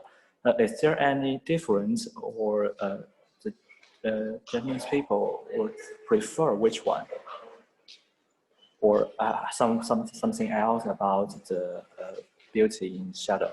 Okay, thank you so much. Okay, as you mentioned, Tale of Genji was written by Murasaki Shikibu. Yukiguni, Snow Country was written by Kawabata, a Nobel Prize laureate, and Kokoro was written by the most famous writer in Japan, Natsume Soseki. Yeah, I mean, Kokoro, for example, you have to read it at high school. That's a must. Everybody knows the story of Natsume Soseki. So I really cannot choose which one is the best, but each story really represents Japanese culture. So the archetype of Japanese women, respectively. So maybe everybody has a different choice, I think, right? Yeah. But what I can say is that, for example, Kawabata tends to idealize like his ideal woman, right? Like Xingyi said, like Yamato Nadeshiko, right? Ideal woman, pure woman, pure, graceful woman, right? You can see the typical archetype of Kawabata there as well. Yeah. Thank you so much. Okay, Dongjing, he's raising hand. I wonder, when you talk about Japanese people don't talk about politics, is that in daily life or also in social network? You mean in daily life, like every day we don't talk about it? What is the other one? You mentioned that Japanese people just don't talk about politics. Yeah, but in daily life, yes, we don't talk about that in daily life. Yes, the other one is, you said, social what? Social network. Do you talk about it on social network? Social network means socializing, you mean? I mean, such as in Facebook, Twitter, something like that. Sorry, social network, right? Yeah, okay. So, generally speaking, we don't talk about that. Yeah. Oh, really? So, why? Yeah, so lots of, for example, one of my close friends is American. She always says, let's change the world by action, okay? So why are you always thinking that you never act anything, right? So we have to act to change the world, right? But generally speaking, in Japan, we don't, like political movement is really low, okay? So generally speaking, we don't do lots of political activity, yeah, in Japan. Yeah, I mean, even in SNS as well, yeah. So what do you think is the reason? As I said, I think it's really, whether we choose which, Democratic Party, what they are saying is almost the same. It's really difficult to choose one, for example, one reason. And then I think they are doing that on purpose as well. And then it turns out, like Prime Minister Abe, internationally he's famous maybe, but he showed incompetence a lot, right? But actually, the approval rate was quite high, even so. That really shows that Japanese is conservative there, maybe, I don't know, but we really don't need a change. We really don't want change. Okay. Maybe there's a base on that. I think foundation is there, I think. Okay, thank you. Another question is that, do Japanese people think Western influence a kind of invasion? That's a good question. For example, I feel that way. No, I'm just joking. But anyway, generally speaking, I don't think, for example, when it comes to young people, let's say America, okay? Can I say that America colonized Japan in a sense, right? Occupied Japan, but lots of people, like majority of Japanese people usually have very good image towards America. For example, if we say foreigners, they are Americans. I think Americans are the most, are getting the best treatment here in Japan. For example, in Paris, if you say you're American, it's a little bit be careful, right? So you're from America, right? So for example, but in Japan, America still is the foreign country for us. Yeah. But yeah, does that answer your question? So it's Okay, no. Yeah, my answer is no. Yeah. Actually, I have something to share. Yeah. I would say like Japanese culture is invading United States. At least for Californians can't resist Japanese culture. For example, I think it was from last month, my manager told us during the team meeting that his son was speaking Japanese all day at home because he was so into anime.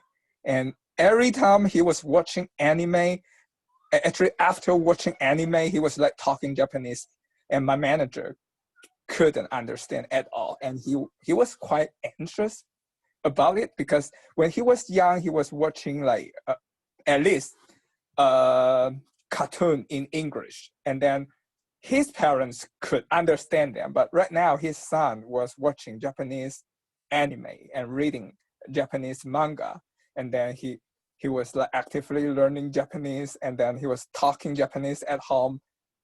That's it. And I believe this is, if you say invasion of the Western culture, I would say that there is a pretty successful, I would say pretty successful import of Japanese culture right now in California. Okay, thanks so much. Could I mention something about that? Okay, you're talking about soft power, right? It was coined by Joseph Nye, Harvard University professor, and it's not military power, economic power. It's soft power that can attract people from foreign country to Japan, for example. Oh, I was fascinated by Japanese culture. I think in that sense, Japan Foundation, you have Confucius Institute, which is doing a very good job in Japan, right? So it's cultural diplomacy. I think we really have to promote cultural diplomacy to get influence more and more in the world, but inadvertently or subconsciously, lots of people are interested in animation, and Murakami is actually, I'm really doing online classes, almost everybody. It was introduced to Japanese culture first by animation or manga or Murakami. Interesting, right? So whatever introduction that is, you could get a glimpse of Japanese culture, and then if you start reading literature, that'll be great. But I think Japanese soft power is working quite well, I think. Yeah. And I want to ask a question about literature.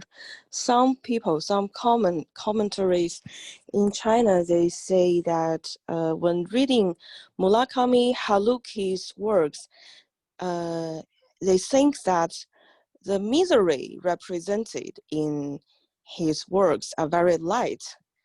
So what they mean is that there's nothing deep in his novel. So I wonder, how do you think of this question? They think that his novel is too light, maybe too popular, too easy to read. So there's nothing very deep in his work.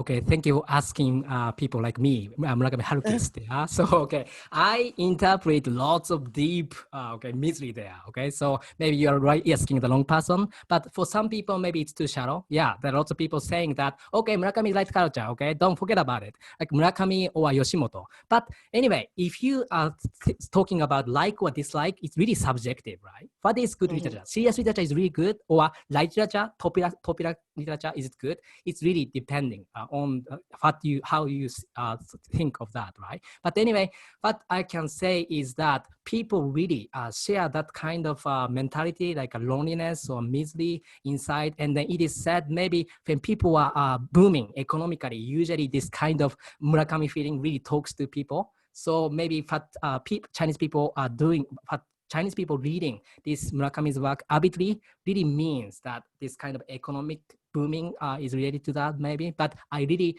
find deep sorrow, deep misery there, yeah, myself, yeah. Thank you. Yeah.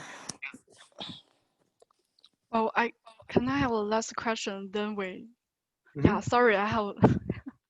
Okay, I have a question related to Murakami's work. It's not so it actually his work. It's just like the after the bubble time. I think we can also see in Murakami's work, many things changed.